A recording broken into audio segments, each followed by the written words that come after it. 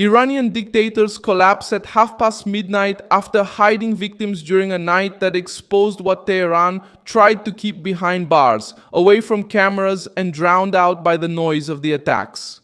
The organization Iran Human Rights states that at least 47 political prisoners were executed in 2026, almost 3 times the 16 recorded in the same period in 2025.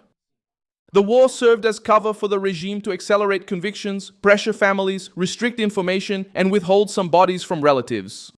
The Iranian command bet that the missiles over Hormuz, the United States attacks, and the fear of a global economic crisis would dominate the news. But the consequences started to show.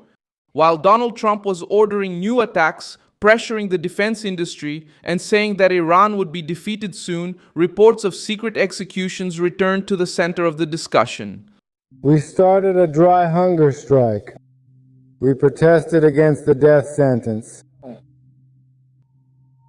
Our demand is no execution.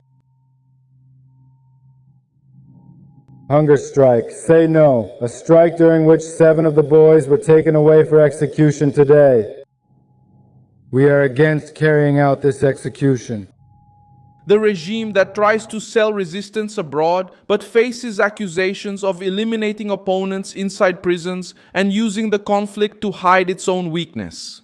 Now, with the numbers exposed, the Iranian government's narrative of stability is beginning to crack before its own people. The accusation gained strength on July 15, 2026, when CNN released reports from Iranian families and data from Iran Human Rights, an organization based in Norway. The survey shows 47 political prisoners executed this year compared to 16 in the same period last year. Among the recent cases is Mohammed Amin Derhagani, who was detained after participating in the January protests and sentenced in a process described by human rights advocates as deeply unfair. The Iranian government was contacted for comment, but the repressive structure continued to operate with little transparency. The method used to conceal these deaths was also exposed.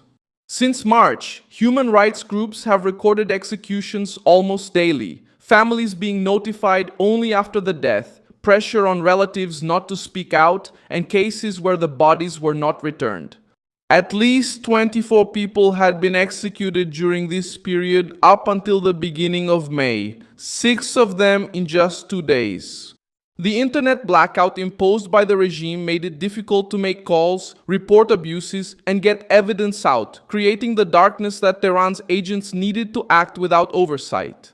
Inside the prisons, the resistance did not disappear. The movement called Tuesdays Without the Death Penalty spread to at least 56 facilities with prisoners holding weekly hunger strikes against the execution machine.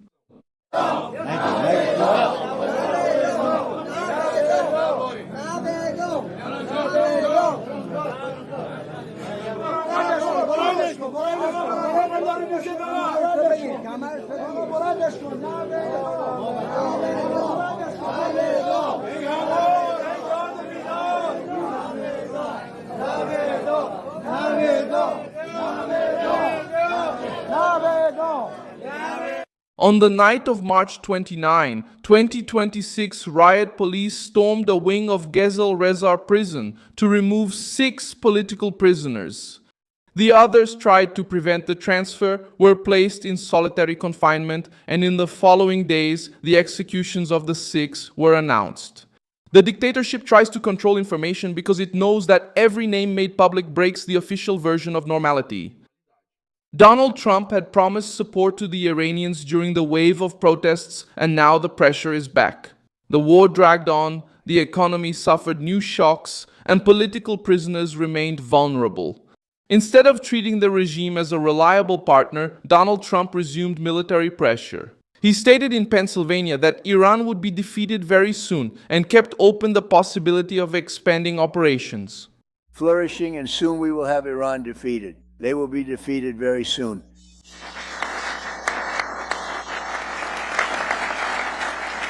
I think it's going to get even better, but, even so, it's been amazing. Thank you.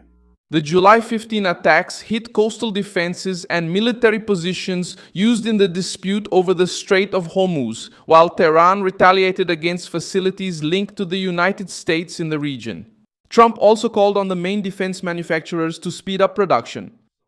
At the meeting held at the Army War College in Carlisle, the president demanded more speed without reducing quality. The reason is clear. The wars in the Middle East and Ukraine have depleted stockpiles and revealed bottlenecks in American industrial capacity. The Pentagon began using long-term contracts to encourage new factories, while companies announced investments in artificial intelligence, robotics, space, and advanced manufacturing. Washington wants to maintain pressure without allowing its own lack of equipment to weaken its strength. The pressure also was felt beyond the battlefield. On July 15, Trump announced that Iran had released an American woman who had been detained since December 2024. Her identity was not disclosed, but she was already out of Iranian territory and safe. The release happened at the same time Washington was considering new actions, and Tehran was trying to reopen some room for negotiation. The gesture showed that the regime feels the weight of the pressure, even when it tries to demonstrate control before its own population.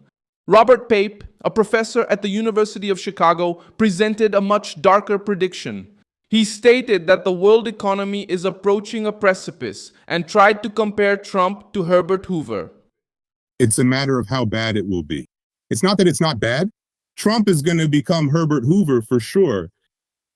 For sure.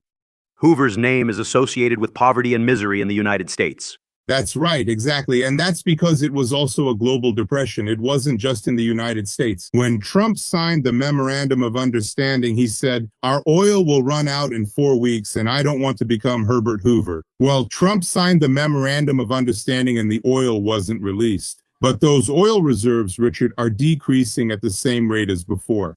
No one really knows how bad this is going to get, but everyone knows it's a matter of how bad it's going to be. It's not that it won't be bad. So, as those oil reserves decrease while Hormuz remains closed, all our reserves, our extra gas, that's gone, Richard. So, what's happening is that the world economy is actually getting closer and closer to falling off a cliff. The warning is related to the risk of a prolonged disruption of oil and goods in Hormuz. The economic threat exists because Iran uses global trade as a weapon and turns every ship into an instrument of blackmail. Authorities and analysts say that Iran signals the use of routes from Yemen to threaten the passage that connects the Red Sea to the Gulf of Aden. The plan would open another front against Washington and put two vital routes, Hormuz and Bab el-Mandeb, under threat at the same time. Houthi leaders have already spoken about a coordinated closure if the fighting intensifies. Ships would have to go around the south of Africa, making the transportation of fuel and food more expensive. That's where the political and moral collapse of the regime becomes most evident. Tehran tries to show power in the Gulf, threatens to close maritime routes, and launches attacks against American forces, but needs to silence unarmed prisoners.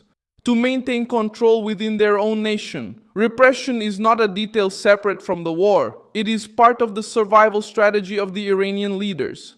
The more the military structure comes under pressure, the more the judicial system speeds up convictions and treats opponents as wartime enemies. The families of the prisoners now compete for attention with bombings, threats, and negotiations. Some live outside Iran, and they use interviews to publicize names before it's too late. Others remain under surveillance, not knowing when they will receive a call or if they will have the right to bury their relatives. The regime relies on this fear to prevent new protests. But each execution that is revealed increases the political damage and shows that the strength announced by Tehran hides insecurity inside the prisons. Trump tries to turn this weakness into maximum pressure. The expansion of military production, attacks on Iranian positions, the defense of trade routes, and the demand for negotiations form a strategy to reduce the regime's room to maneuver. The challenge is to prevent Tehran from using time as an ally and continuing to execute opponents while the world only watches the fighting. We had 111 missiles fired a few weeks ago by our lovely friends from Iran. They were aimed at the Abraham Lincoln, which, by the way, is a beautiful aircraft carrier. The SS Abraham Lincoln, 111 in a short period of time. Of the 111 missiles fired, 111 were easily shot down into the sea. Think about that. The war has already shown that the Iranian government can hide casualties for some time, but it can't erase all the names. The next upheaval might not start in Hormuz. It could start inside the prisons, when fear stops protecting the dictators and starts fueling the revolt they tried to suppress.